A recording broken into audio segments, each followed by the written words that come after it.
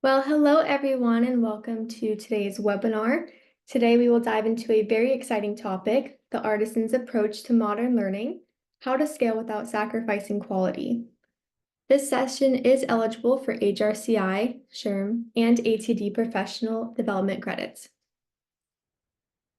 For those of you who aren't familiar with Brandon Hall Group, we are a leading research and analyst firm with a global reach of over 10,000 clients and over 30 years of experience. We provide research-based solutions that drive organizational excellence through innovative tools and insights. Our vision is to inspire a better workplace experiences, and our mission is to empower organizations around the world through our research and tools each and every day. Here is a sample of our clients. Our impact extends to over 10 million employees and executives through our comprehensive research library, strategic insights, and prestigious awards program.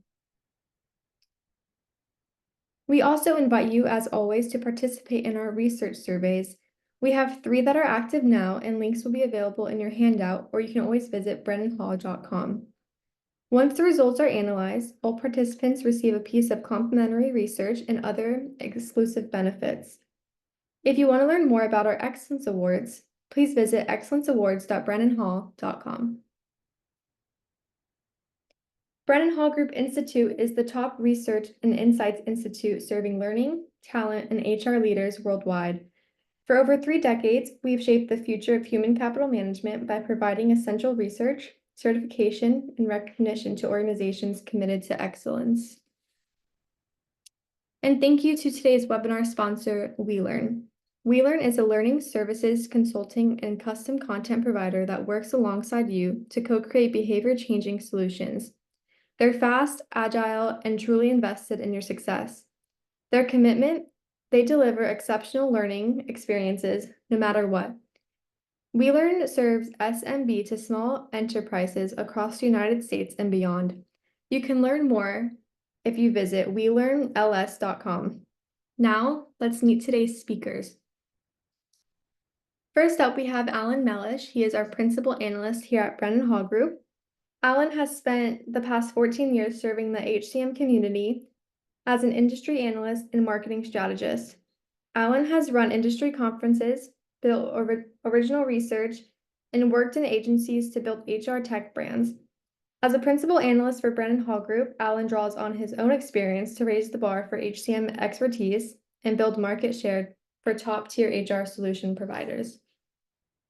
Next, we have Roberta Gogos. She is our Principal Analyst and VP here at Brandon Hall Group. She has 15 years in the HR and learning tech space. She has been on the consultancy side, agency side, and has held CMO roles on the vendor side. She specializes in brand position and developing marketing strategies that build market share and profitability. Finally, we have Sean Stowers. He is the founder, chief learning officer, and CEO of WeLearn. He champions a bold mission to build better humans through learning. With a career spanning leadership roles in global education consulting and at IBM Learning Services, Sean has earned a reputation as a visionary in the corporate learning and development space.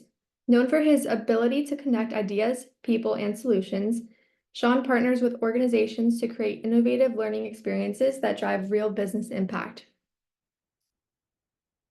We are excited to share that at the end of today's webinar, we will be selecting a raffle winner. You could be a winner of a free Excellence in Action submission. Stay tuned to see if you're the lucky winner. You must be present to win. And now just a few quick things to note. If you have any questions, please use the questions panel on your control bar. We will answer questions throughout the webinar. We're recording this webinar and we'll email you the link and a PDF of the slides within 24 hours. The chat box is open, so please feel free to share your thoughts as we go along. Your input makes this more valuable for everyone. Now, I would like to pass things off to Alan. Thank you so much, Ivy, and welcome everybody to today's webinar here. First, we're going to focus on giving you a little bit of a quick view of the current learning landscape and how AI is impacting that. Then we're going to talk about the real problem with AI in learning, And then we'll get into some of the solutions and principles we think that you can use to combat some of the problems and opportunities raised by AI in learning. And then we'll do Q&A, like she said before. So if we can move on to the first slide here, and you can go past this one. I want to focus on a couple of ideas here. Number one is that some of you might have seen that stat before. It's from our HCM Outlook report that we do every year. This year, we found that going into 2025, 60% of you, that's the number one, learning and development was the number one organization projecting high impact for AI in all of HCM in 2025, followed by a distant second, talent acquisition. So hopefully I don't have to tell you guys, AI is a big deal. It's impacting a lot of it's already had a huge impact on the way that people are thinking about designing, developing, deploying, and executing learning experiences. So it's something we've got to tackle. And so that's one of the things we're going to do here today. Next slide, please. So when we dug into our own data here, and also just in as we were preparing for this webinar with Sean, we've identified these are some of the common benefits of AI in learning. Hopefully no big surprises to you guys here. Streamlining those routine tasks so that the L&D team has more time for the creative or strategic work, enhanced personalization, and becoming more data-driven, scaling your delivery while still keeping a consistent experience, improving accessibility and reach. That's really more, if you're a multinational corporation, an easy example would be taking a course that's in one language and putting it into 20 so that all the different employees or groups you're trying to educate have kind of equal access to the content there. And then, of course, also, as with any of these big technological advances, there is the ability to provide even more valuable analytics to help us continuously improve. So if you could move to the next slide here. So we wanted to start off with a poll question, and if Ivy will activate that for all of you, we want to know where you guys are at in terms of how integrated or not integrated AI is into your day-to-day learning processes. So you could be at no implementation at all, in a pilot phase, partially implemented where you've deployed it in a couple of places, or you've gone full bore, you're everywhere. Hey, Alan and Roberta, I don't know about you, I'm going to be super interested to see where everyone is in this question. So and you get to feel where the audience is. Same. Let's go. Oh, and here we have some results. Excellent. That is pretty much spot on with our research, which shows that nearly half of companies are prioritizing AI implementation. So there you go. Yeah. Absolutely. Excellent. So if we move to the next slide there. Great. So now we get into what is the real problem with AI and learning. And so I think we have another poll on the next slide. Yeah. And so for those of you who have applied, there's options for everybody based on their response there, but I really want to see where the quality of learning experience has changed. So we're not talking about efficiency, we're talking about what does the end user get that is better, not better, or kind of just the same, but we're doing it in a more efficient way. So let's this one I'm excited to see too, because I'm guessing, well, I don't want to taint the audience, but what do you guys think? I think it's going to be interesting to see where people are given, the amount of experimentation that's going. And I think that this is, what's interesting is if I reflect back on the slide, Alan, that you shared about some of the different ways that AI impacts learning. There's two of them that are really, I think, net new for us, which is, some of the taking over some routine tasks, and then some of the translation the translation at scale pieces. Some of the other AI pieces that we talked about have been tools that we've had for a while. So it's going to be interesting to see kind of where this shakes out. Yeah. Yeah, for sure. Okay. Interesting. Yeah. Yeah. Yeah. And so that that's not a huge surprise. I was kind of guessing that a lot of people would say there was no significant change in like the quality. So, and I'm very happy for you folks that are getting a moderate to significant increase in the quality. That seems like you've got some things figured out. And you know, only 6% are having a moderate decrease. You know, that can happen when you're experimenting. You know, you try something and then it doesn't work. But yeah, very interesting stuff there. What about you guys? Any thoughts? I think it was actually interesting to see that, and particularly what's encouraging in some cases that seeing that there's really no change, and that means that, you know, the organizations aren't seeing a depreciation of experience based on adopting some AI tools. I think, you know, it'll be interesting. You know, it would be interesting a year from now to come back with the same audience and say, okay, where are you now, and see, you know, did they get more measurable gains? But I think it's encouraging to see for those of you that are using AI tools, particularly around your learning experiences, to see that the learner experience hasn't been negatively impacted widely. What about you, Roberta? Yeah, it's interesting because what we have been seeing early signs of is that when everyone realizes AI can generate content quickly, there's that pressure of just have AI do it. But it looks like our audience today has seen no significant change or a moderate increase in the quality of learner experience. So it feels like we've probably got an audience that's pretty aware that AI tools can, you know, do the great stuff it does, like drastically reduce time spent on repetitive tasks, you know, create quizzes or basic content frameworks, but not prioritizing speed over quality. So it's good to see. Yeah, we've got a smart group today.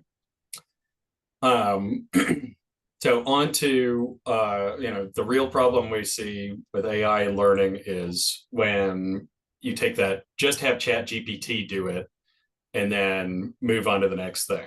And so what I know we've heard in our, you know, discussions with folks in learning and development, and also in some of our research data, is that there's definitely that challenge of either from leadership in L&D, or maybe more often like the business leaders that we serve. There's kind of that challenge of, okay, you guys have AI now. You know, I understand it can't do everything, but it should be going a lot faster than what you're putting out.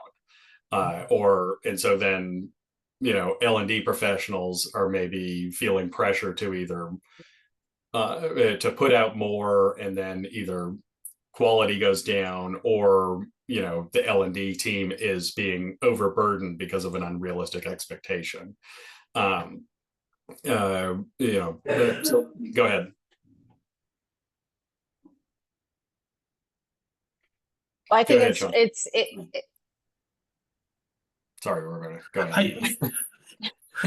I think that what we're saying here is, and Roberta, I'll throw it back to you here in a minute, is again, I think that the thing that we run up against as L&D professionals is ChatGPT, whether it's ChatGPT or, you know, Anthropic or Gemini.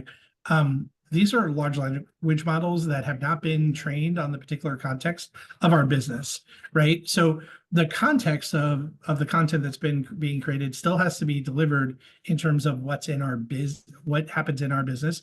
And so I think that, you know, the conversation that I've seen over the past 2 years is maturing as it relates to this idea of generative AI and what impact it has on what we do as learning and development, particularly what impact it has on what we do as content creators.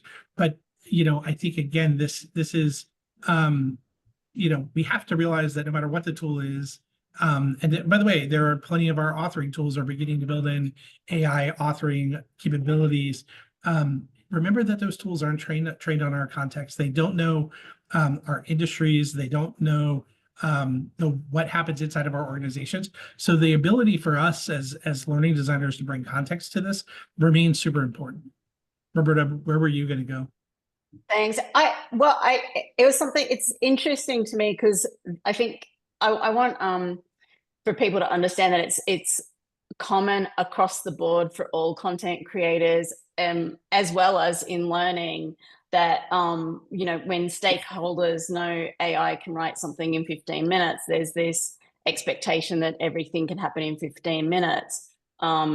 Even when content needs to be nuanced, contextual, deeply engaging in the case of learning for learners. So it's interesting that you're finding this same challenge with content creators across the board in all walks of life, from marketing, creation, through learning, and all areas where content's produced. It's just the nature of the beast of, we've got this new great tool, how do we use and implement it? And everyone's sort of figuring that out. But what I find really interesting about this period in learning is that we're seeing this intersection between two really big trends, right? Where you've got this rapid adoption of AI tools with, I think it's 47% of organizations prioritizing AI integration. And then still, for a number of years, the push for strategic alignment and business impact. So I think that's the key insight for that, is that these trends create both opportunity and risk, right? Absolutely. Yeah, 100% on that. And I think that it's sort of I struggle to find the right analogy, and maybe I should have gone to Claude or ChatGPT to find it for me before we did this. But it's kind of like we invented the tool, but it's also kind of like discovering a new tool, like the apes at the beginning of the 2001 movie, like where you realize it can do one thing really well, and then you want to try it on, like, you want to try smashing that bone on everything and see what else it can do that's useful for you. But sometimes you're hitting your friend in the head, or hitting your hand with it, or whatever. Sometimes you're hurting yourself as you're experimenting. And so I guess it's just sort of a caution to be both careful and also generous with ourselves and our colleagues and our organizations, to be like, okay, like, great, we tried that. Let's be honest, that doesn't, doing it that way doesn't work, or like the technology's just not there yet to create this kind of, create this kind of content that really needs to be more nuanced and specific to our company or our industry. That's my poorly informed analogy there. Ivy, would you like to move us to the next slide here? Oh, go ahead. No, I was going to say there's always space for is it a Space Odyssey analogy? Yeah. Absolutely. So I'll go through this, and I want to get everybody's reactions. But what we're talking about here is the cost of mediocrity. What happens when we, against our best intentions, push things through too quickly, or leave, just kind of treat AI like the easy button for the work that we're doing. What are some of the risks that we're running, what are some of the costs that we're imposing on ourselves and our business? It's, if you're in a regulated industry, or even any industry, there's risk of compliance violations, because, these tools just don't know necessarily, they're not trained to that level to be able to distinguish what's a violation or what's in line with the latest regulations or not. Higher costs for remedial training. If the stuff that it produces is too shallow, or God forbid, inaccurate, then you've got to go back. You created a course in 15 minutes, and delivered it. Now you've got to go back and redo that course because you realize that it's actually not good enough. And then lost productivity due to, like, if we're redoing these learnings and expecting the employees to retake them, that's pulling them away from their day jobs. It's also damaging L&D's reputation. Every time you make a mistake in public, that does have an impact on how much different stakeholders are going to trust you the next time you have a great idea.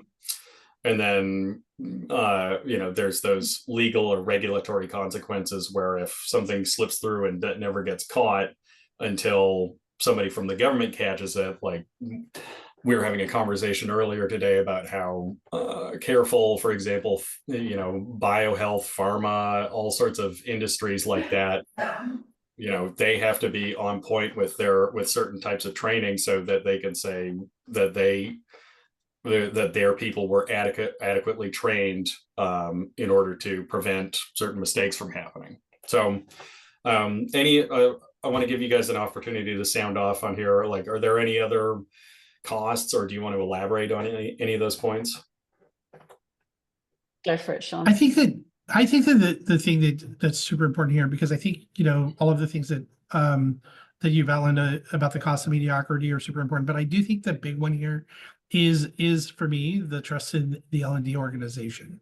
I think that ultimately, as L&D professionals, and we really talk a lot about having the trust of the organization, having a seat at the table, and anything when we're putting out solutions that aren't really meeting the needs of the organization, that's what's really, the dings on our credibility, that diminishes the trust of the organization that the organization has in us.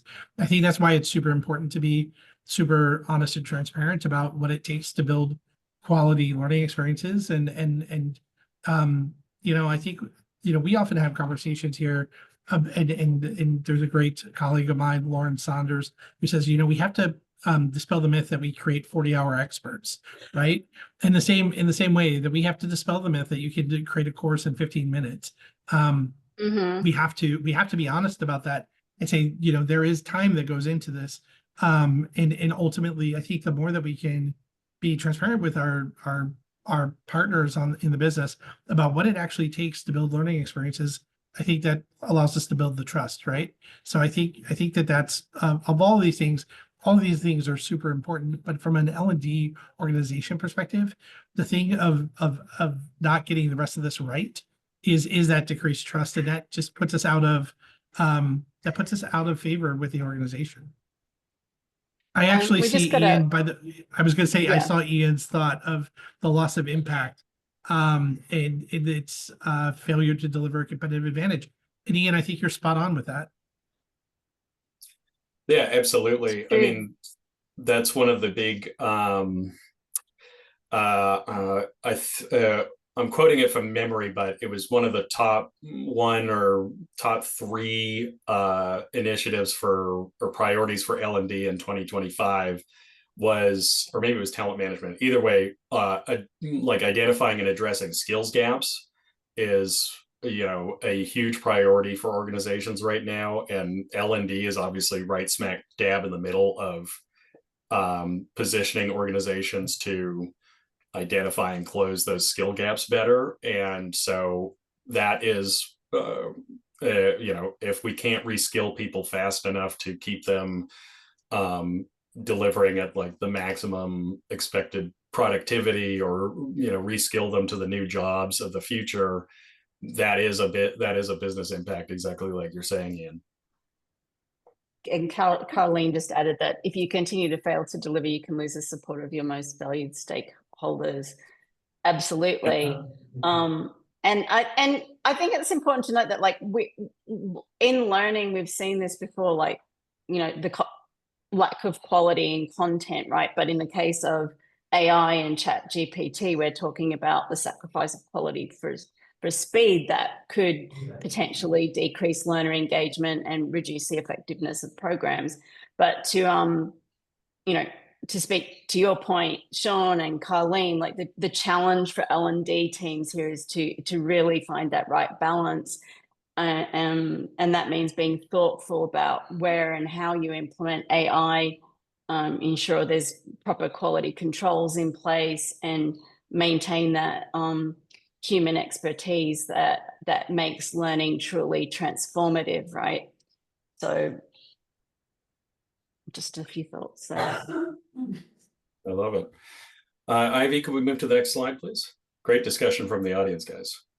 So, and by the way, in case you guys don't know, this is based on a white paper that we've developed with in concert with the folks at WeLearn. We're pretty proud of it, and so I believe in the follow-up materials you will get a link to download a copy of it from us. But some of these aspects, or a lot of these topics, especially these 5 pillars here, are covered in it in greater detail. So be sure to download that as a takeaway from this webinar.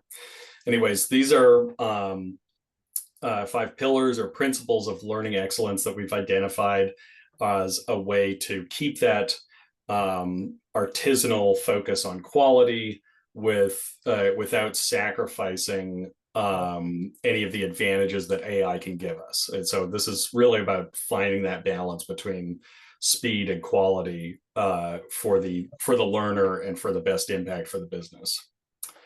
So number 1, it's pretty it feels basic, but it's also important, is that strategic foundation. You need to be aligned with what your business is hoping to do in the future. Really dig into the details. We've got research, as it says there on the side, that 52% of learning organizations are well positioned to support the business's performance goals. And that's really not enough. Without being mean or unfair to anybody, we want that number to be higher, because that means that you're starting off with a faulty or a weak foundation to the whole thing. Sean, go for it. I was going to say, and I think what's super important about this is when you think about the development process and what we're talking about with the AI tools, AI is not going to help you better understand your stakeholder, right? So this is the human part of what we do, and making sure that we better understand the business's needs in order to best connect the solutions that we're delivering to it. So I think that this is super. We talk about this being the strategic foundation. This is the bedrock of what we do and how we do it, and so I think this is a super important step to get right. Absolutely. So we'll move on to number 2. Excellent. So beauty is craft. I'll be completely honest, this is one of my favorite ones, the art of learning design. And this comes into, again, if you've ever played around with having AI generate images or a piece of art, just played around with that for fun, it can do some great things, but it's only it needs to be with your direction and your sensibility of what we need here. And so how that translates in my mind to delivering a great learning experience is really AI is not going to be able to tell you definitively what kind of emotions or ease of use or any of that the user experience needs, so that they can, we want people to feel engaged, impacted, and equipped to make whatever behavioral or mindset shifts that we want to evoke by the end of a learning experience. And so this is a really big part of it. And I think it's something that's also been historically undervalued in corporate learning anyways, is the inattention to beauty in things. I think, Alan, you're right here. And the thing that I would add is, we have lots of conversations with L&D leaders, and we talk about for example, the online libraries, the off-the-shelf content that comes into organizations, and how that doesn't always seem to fit. Now, here's the thing: that is off-the-shelf content. It is meant to solve a specific problem or a specific need in the organization, but it's not going to fit contextually with your organization. It's not going to feel of your organization. And I think the thing about visual design is that visual design, brand identity of the organization, is a powerful communication tool for how learners connect with the purpose of the organization, the culture of the organization, the ethos of the organization. And so again, this is a place where in building learning experiences, and by the way, these principles apply as equally to developing instructor-led or virtual ILT as they do to creating digital learning solutions. This is an important way to build connection to your workforce. And so if you're an organization, for example, that is like some organizations going through return to office, right? The quality of your learning experiences and down to the visual design is going to make the difference in connecting with the hearts and minds of your learners. So I think this is a really important pillar of learning design, and it's something that we, to your point, don't always pay attention to, but should. That's a really nice segue into the power of narrative and crafting emotional connections. So I think. Yeah, perfect. Thank you. Lovely, Roberta. Yeah, so and then the power of narrative and learning, this sort of goes right along with it, but we've seen tons of research and far too many TED Talks about how storytelling is the way that we as human beings make sense of the world around us. And so you're tapping into a function of people's brains that's hardwired practically from birth, of like, if you can tell it to them in a narrative story format rather than just delivering the information, it's much more likely to attach and have better retention and better outcomes. But I'll toss it to Sean and then Roberta to add on to that. I think what's important here, and again, I think this is one of the places where AI can do a great job to create some structure for you to follow. But creating the story, creating the ways in which your learners see themselves in the learning, that's going to be a fundamentally human endeavor. And again, I think that's part of what we're navigating as a profession, is a little bit of this identity of, okay, what does AI do versus what do I do? This is a great example of where the human has to be interacting with whatever the tool is in order to create this sort of relevancy, this type of storytelling, this sort of emotional resonance. So I think that this is a great example of, where the human has to come into this. Mm-hmm. And whether you're, trying to impact people in, a marketing context or a learning context, it's always about we're recognizing that humans fundamentally learn or remember through stories and connection, through promoting real transfer, through application, through real world relevance, right? And this, the power of narrative, it really is about clear learning journeys, right? Character development and emotional engagement, while ensuring, sort of industry specific context and that real world relevance, so that you're impacting people. Colleen and Ian have put a couple of things on ROI in the chat. I wanted to just let you know that we've read it and we're coming to it. We'll be talking about metrics a little later. Wonderful, thank you. We can go to the next slide here. So, and this is another important one, and this is definitely, like we were talking at the beginning, one where AI can certainly help and be a big, like, power up or force multiplier, or whatever term you want to apply to it, is making things more accessible. But the key here for what we as humans need to be doing is, anybody who's had any interaction with AI knows, like, it's not the first place I'm going to go to say, like, am I being culturally sensitive with this? Am I? It's it's going to spit something back that sounds like an answer, but it's not really going to be an answer that I can use. And so that's where that focusing on, okay, what are the technical requirements we need to have in order to make it accessible to somebody who's working remote, or somebody who has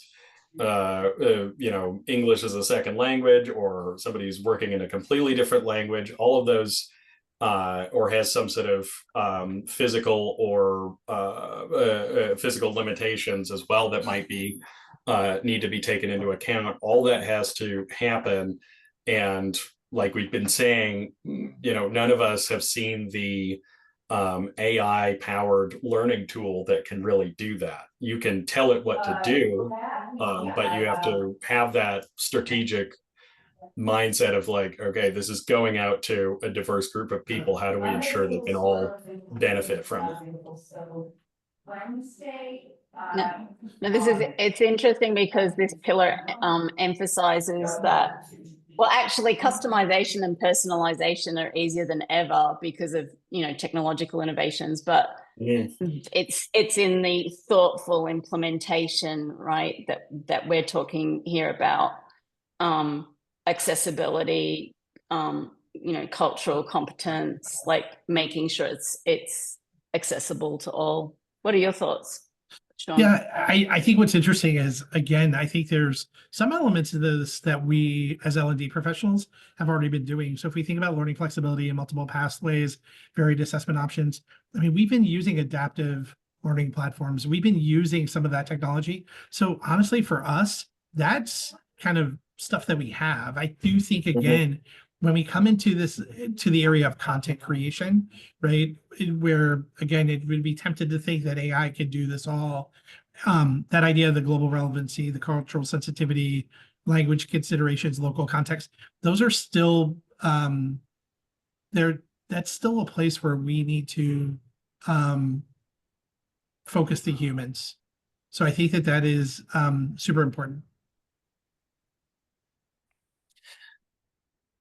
Yeah, absolutely. And I mean, one other thought that occurred to me too is that, like, I can think of no easier way to make somebody who's, you're in a multinational company and you adjust something you feed something into AI and try and have it translate it into, an Asian language, Chinese or Indonesian or something like that. And if nobody's reviewed it and it's obvious that you just had AI spit it out, because we can all sometimes pretty easily pick up when somebody just put it through AI uncritically. Like, there's no easier way to offend that person or make them feel less valued as a learner than to do something like that, where it seems like, oh, I'm just an afterthought in this whole process. Okay, so moving on to our final pillar, so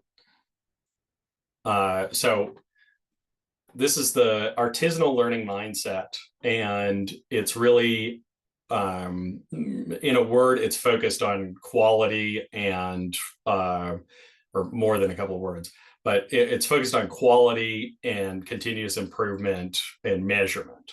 And so I think that's the way, that's the best way we can like unify all these things and make sure that they're getting better, is that, like, to whatever level, because we all know that AI is going to improve, it's constantly improving, and we're going to find new ways to experiment with it. But the problem, the artisanal learning mindset is still having that mindset of somebody who is thinking of, like, okay, I'm in some ways an artist or a craftsman that is working on this. I'm using these various tools to get it done that help me get it done faster or better, but I still have to think of it in the sense of my name's going out on this. The L&D department's reputation will be impacted positively or negatively by what we put out there. Our stakeholders will may think of us differently after this comes out. I hope they think of us better than better after it comes after. And so that's what all of these standards are really about, is making sure that you have these guidelines in place, these guardrails of like, this can't go to the next stage until somebody's reviewed it, or it can't go to the next stage if it doesn't meet these requirements. And then of course, on the back end, we're talking about there's measurements that prove the ROI. You know, are there actual appreciable changes in employee behavior? Are they applying the skills that we sent them through, or was you know, or is there no appreciable change in behavior or productivity or whatever measurement you want to stick on it after we've done it? That's the kind of things we need to be focusing on here. Sean, your thoughts? So I think what stands out for me here is that this represents the real, I think, humanity of this question.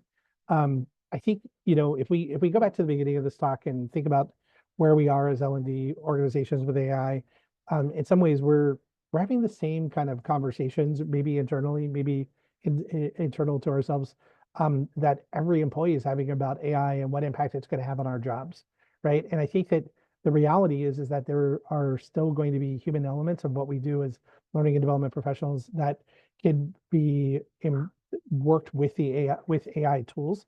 And so I think this is just really important to say, look, you're still integral to the process of creating learning experiences within your organization. AI isn't going to ever replace you completely, because you're necessary in the process. I think that this is helpful to think about in terms of when you think about what it means to embrace AI tools, technologies, et cetera, within your organization. These are the things that, again, keep the innately human as part of the process.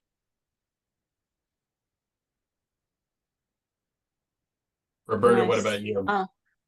Yeah, I mean, I think, I mean, without being repetitive here, I think that this is about quality through continuous improvement, clear standards, and rigorous review processes. And while, you know, the role of the content creator, it will slightly shift, right, with AI implementation.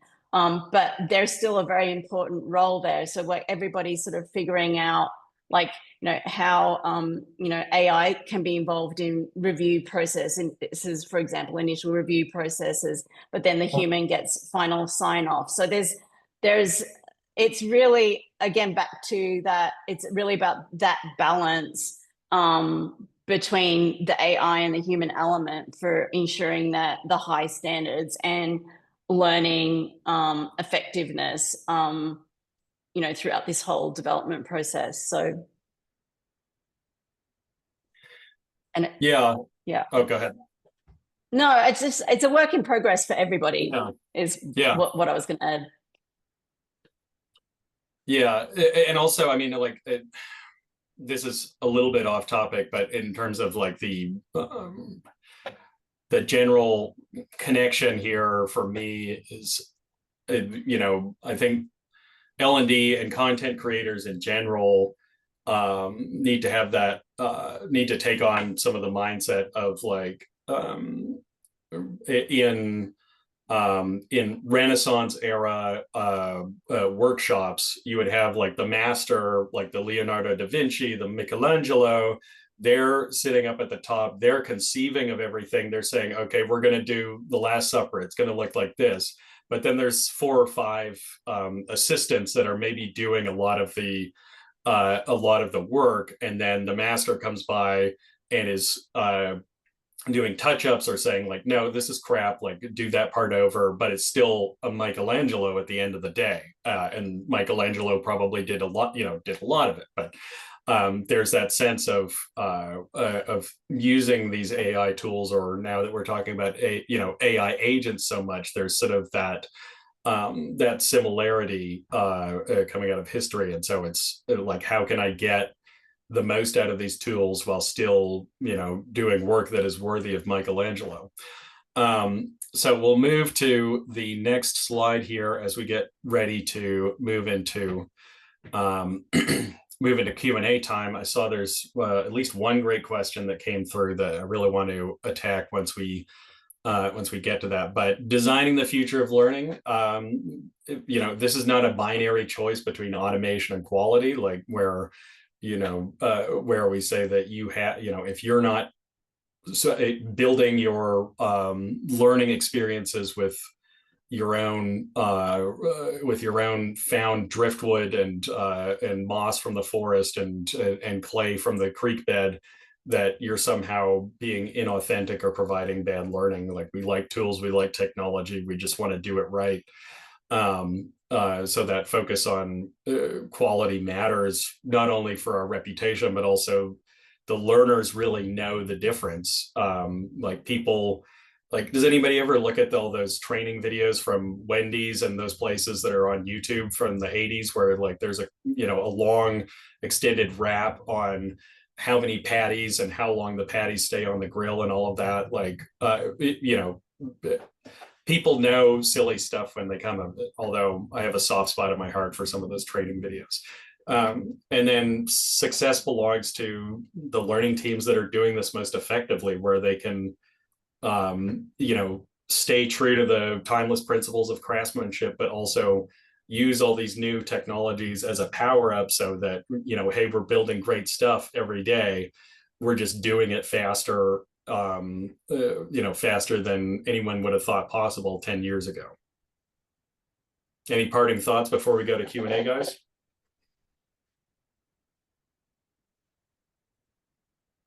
I think I'm ready to. I think let's get into some of the Q&A, because I think this is a great place to jump into Q&A. Oh, I did. How about you? Great. I did have something to add here, actually. So, I think, and that's a stat from our HR Outlook research, and that's that only 29% of organizations feel completely ready for future business needs. There's a really clear imperative here for L&D to evolve, and my observation on designing for the future is that, blending that automation and qualities, that organizations really need to view AI as an enhancer of human capability versus a replacement. Mm-hmm. That was all I wanted to add here. So yeah, it's not just John Henry versus the steam engine. Excellent. So the Q&A is open, of course, and we have some great questions already. Yeah. So one of the questions that I wanted to get to first, we'll start with Sean, but all of us can sound off on it, is any tips for content when you have learners with special needs? They're referring back to that accessibility for all piece, but let's go to the master himself, Sean, and hear about that. I don't know about being a master, but I think that what I would do, and this goes back to understanding your audience and understanding where you need to meet your audience. Providing accessible solutions, in a lot of cases, is a legal and compliance issue for organizations. So depending on what special needs is, if you're talking about providing solutions that are accessible for visual or hearing impairment, honestly, that should be table stakes and should be a part of anything you're doing. And it should be part of understanding the audience going in up front. I think beyond that, recognizing that, for example, when you're dealing with someone with different visual impairments, how you use color, what colors do you use or not use, becomes super important. Some things that you may want to consider in your visual design, in terms of maybe some things that your employees do not disclose to you as special needs, is consider how you use texture and pattern in your visual design, because that could have impacts on your more neurodiverse learners and how they learn or don't learn in your learning experiences. I think ultimately you have to understand what the need is that you're giving to, what the special need is, right? In some cases, it could be around how do you design your testing and your assessments? So if someone is looking for accommodation from a testing and assessment perspective. How do you do that? So I think at the end of the day, when it comes to that question, it really does come down to understanding what is the special need and how do you meet the learner where they're at, and how do you provide the most equitable experience to every learner. Those are great points. And also, I mean, I just want to highlight the fact that you called out the possibility that there are special needs that your audience may not have informed you of for whatever reason. Either they didn't think it was relevant, or they didn't feel like sharing that, or whatever it is. There's a lot there's a lot that goes on in the space between our ears that you as the L&D professional aren't going to hear about. And so it's really important to, I guess, not let that knowledge hamstring you, but at least let it inform you as you're designing things. Like, okay, and that, just always know there might be some wrinkle in what I'm creating that could affect somebody that we have no idea is going to be experiencing. So that's great points, Sean. But this other question I want to get to is, it's a long one, so I'm going to read, and you guys are going to, if this is from John. Would you agree that a key to scaling modern learning is dependent not only on arming professional authors with the necessary tools to meet both complex needs for an immersive learning experience, but also the need to enable both professional authors and SMEs for rapid content creation, revision, repurposing of learning assets across more dynamic use cases where product service compliance changes are frequent and need to be distributed across formal and informal learning channels, ? And if so, what are your thoughts on challenges with rapid content creation toolsets, especially those designed from the ground up using AI to enable SMEs? So, John, I love that question. It is a big one, but here's what I'll say to you and I say this as someone who, we're a vendor in the space. So we work with a variety of organizations. We've worked with a number of organizations that have really talented SMEs and folks that they want to have as authors. And one of the things that we've worked with a number of those organizations to do is basically develop training materials for those SMEs and authors on how to write content for whatever we're building. So in your case, if you have a learning product model, if you have a model of how content needs to be created, train your SMEs and your subject matter experts on how to do this. I think if most of the times the SME's day job is not to create learning content. So some ideas to think about. Number one is train them on what the model is, what's expected of them at every step of the process. Be really clear about that up front. Number two is, particularly if they're developing online learning, give them training or materials on writing for the modern web, right? Writing for the web is very different than writing a technical journal or a report, right? So it's a different skill set. So tell them where you need to be. One of the things to talk about your SMEs about, particularly if you're using SMEs who are very skilled and knowledgeable, but you have a diverse workforce, is you want to think about the reading level that they have to hit in order to communicate. A lot of times folks that are, say, more senior in the role, more experienced in the role, they're not as used to communicating at a level that most of our employees need to be at. So think about things like, how do you talk to them about the reading level, and do it in a way that doesn't make them feel like you're trying to dumb them down or dumb what they're saying down. It's really about making sure that you're meeting your learners where you are. I think you can definitely train your SMEs and your professional writers on what you need them to do in L&D and to get you materials in the format that you need. So I think this is a great question, and I think it's something that we as L&D organizations don't always get the luxury of doing. But the more you can think about how you equip your SMEs and your writers to be successful by giving them tools, context, some training, I think the more impactful you're going to be. So it's a great question. Yeah.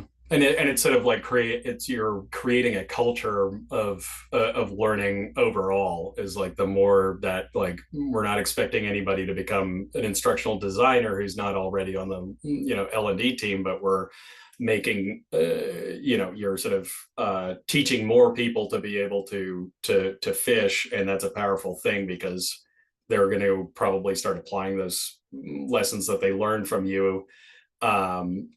Learn from you in a way. They're going to start applying those things that they learn from you in ways that you might not expect, that create lots of value downstream, just informally, in the way that they're explaining how something works to the more junior members on the team, etc.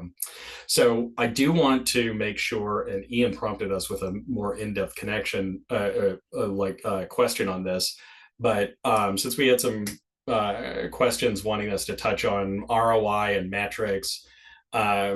First I want to, we're running up on time here. So Ian asks, is there an ISO on metrics? Is there an ISO standard for this? While we were discussing AI, I've had a play about, he's been playing about with AI to develop KPIs based on course objectives and content. It gets you a first draft quickly, but that helps him think further. It all starts with the beginning with the end in mind, measure what matters. So kind of a comment there on like using AI to develop metrics. And is there an ISO standard for this?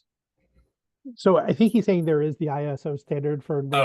Sorry, you're right. I misread it. So Ian, no, totally. But Ian, I love your point, and here's what I will say is I think that what you said is exactly right. You can use AI to based on your objectives and what you are in content to give you some of those measurements. And I think what becomes then important, or there's two follow-up questions that AI can't answer for you that I'm sure which is number one is, are these the right metrics for my stakeholders, which is a conversation with your stakeholders. And the second is, how am I going to measure it, and what sources of input and data do I need to have in order to know that I met this objective? And I think there's, in that second question, that is both going to be a combination of what comes out of your LMS or your LXP or whatever platform you're using, but that's also going to be conversations with the humans that are actually impacted by your learning to know how they're using it. Right. So again, the AI at this point is great at helping you come up with that. It's going to give you the ability to validate that. But there is then the very human aspect of both the data and the conversations that allow you to see that you're meeting those objectives. Okay, I think we have time for one last question. Okay, Anonymous asked for a link to old school training videos when we send out the recording. I'll see if I can get with Ivy on that and get some greatest hits for you. I really do love those. Okay, learning flexibility versus is greater than multiple learning paths. Carol says, as a one-person department, time and resources are limited. Any quick wins on how to create multiple learning paths quickly and easily? Great question. So Carol, what I would say is when you're developing your learning paths, think about how you disaggregate what you're creating, and think about all the things that you can build around it. So rather than, hey, I'm building one course, what are all the pieces that you build around that course? Maybe they're job aids, maybe they're coaching guides. There are pieces of content that you build around it, and think about all of the places that you get to put those resources that meet the learner at their moment of need, right? So the course is always going to be the longest form of what you do. But then think about, oh, I use this video, I can disaggregate that video, and that can sit in a help system. There's a job aid that they can take with them. I think it's really thinking about all of the components of the learning experience and then how you disaggregate them into multiple places so that people can find it when they need it. Wonderful. All right, guys. I think we're right up on time here, so I'm going to turn things back over to Ivy because we do have some winners to announce. Thank you, Alan. I'm excited to announce the winner of today's raffle winning a free Excellence in Action program submission is Tammy Piper. Congratulations, Tammy. I will be reaching out shortly with more details.